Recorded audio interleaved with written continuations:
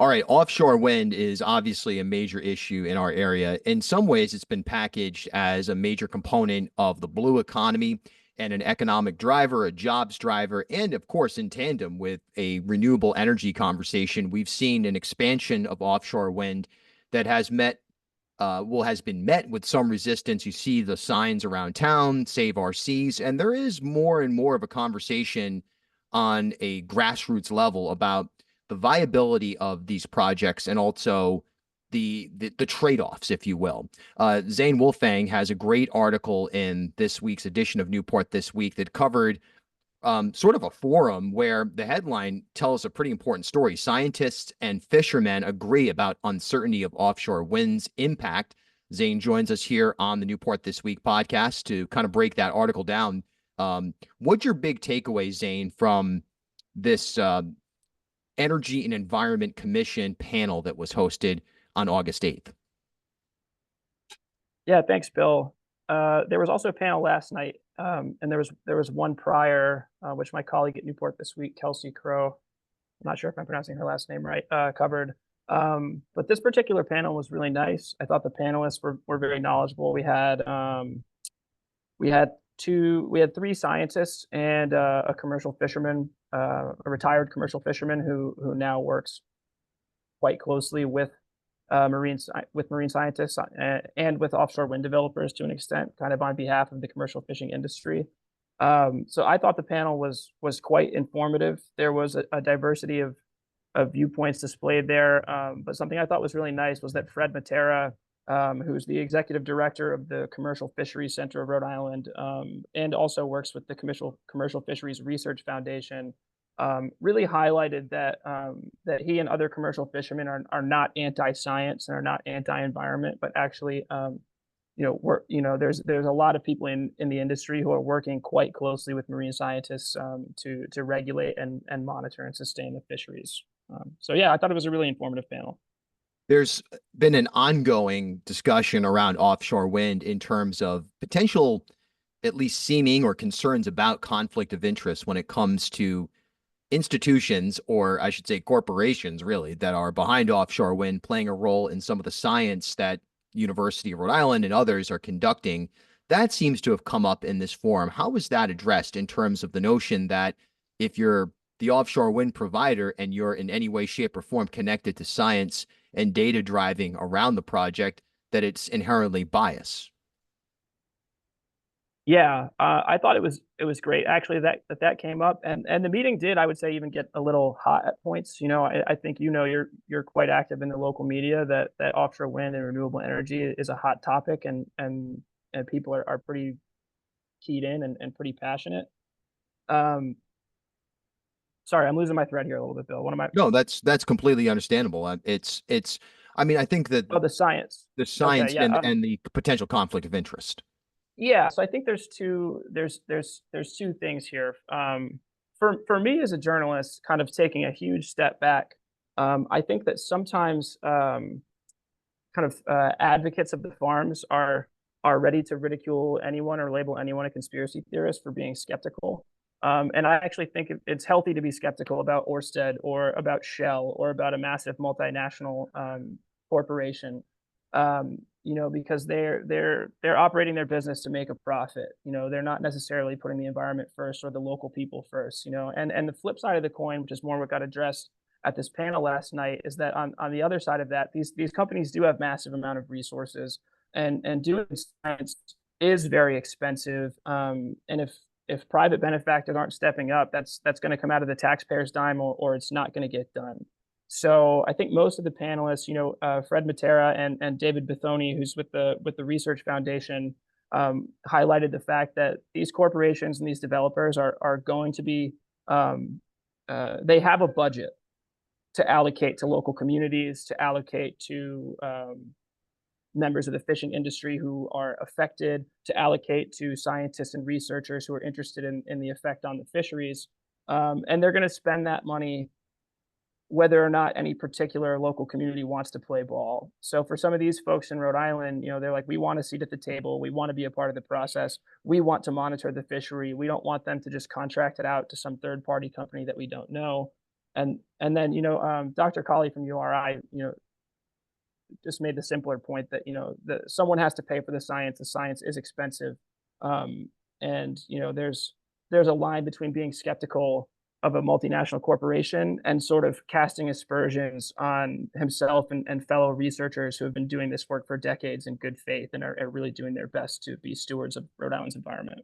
Yeah, I think that's a really probably the best summary of that scenario that I've ever heard. And to be in terms of your reporting there, because it's true, we've gotten to a point where there's kind of camps, and there has been some attacks against anybody who's opposed to offshore wind at any level. Oh, you're climate change denier, you're whatever, you're a moron. At the same time, we hear people claiming that, like the Republican chairperson in Rhode Island is, or former chairperson is, and current chairman are consistently saying, well, offshore wind kills whales and it's guaranteed to pollute the ocean. Anybody who supports it at any level is inherently anti-environment.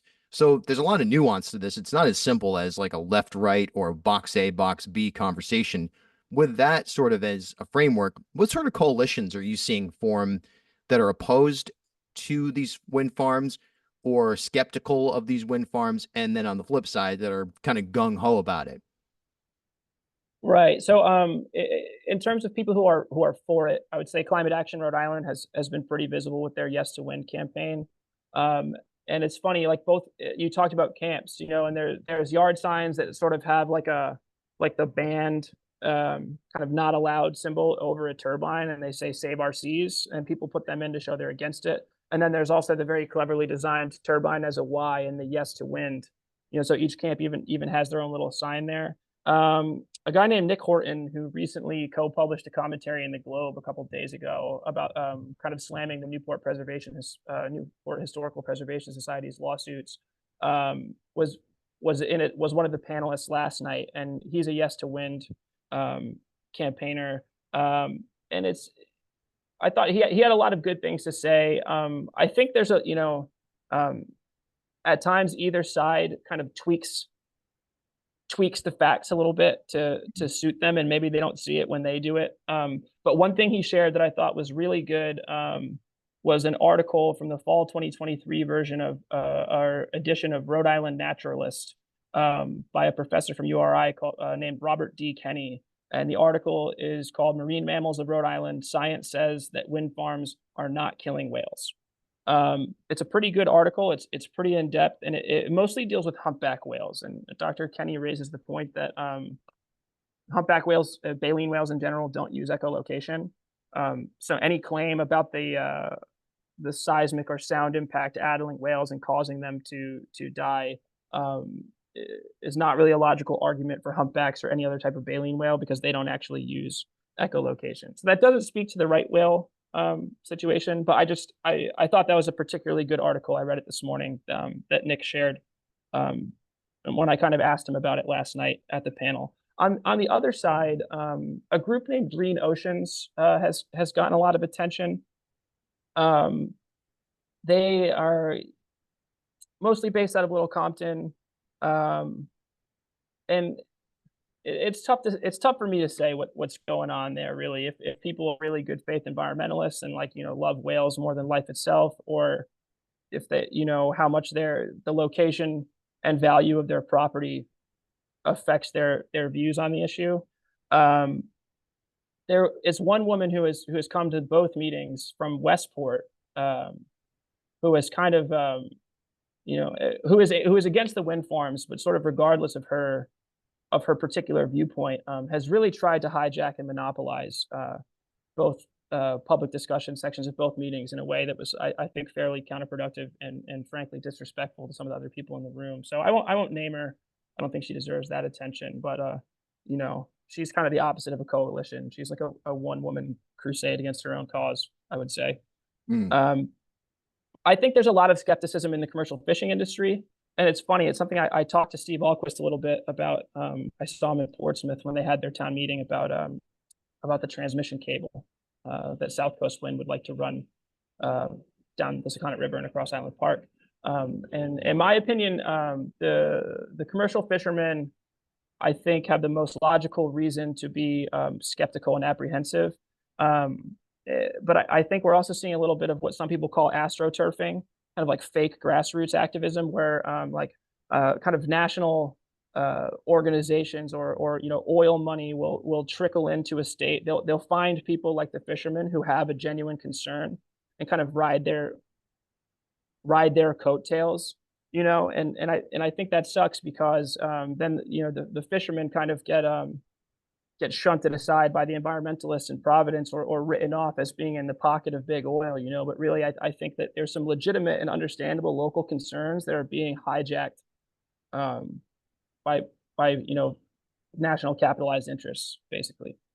I couldn't agree more. And I think, again, your reporting on this has been as good as anybody I've seen. And even just in the article that you can find in Newport this week, volume 52, number 33, you can see it right behind me.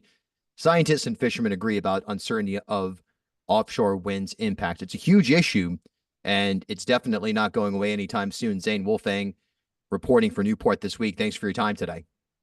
Thanks, Bill.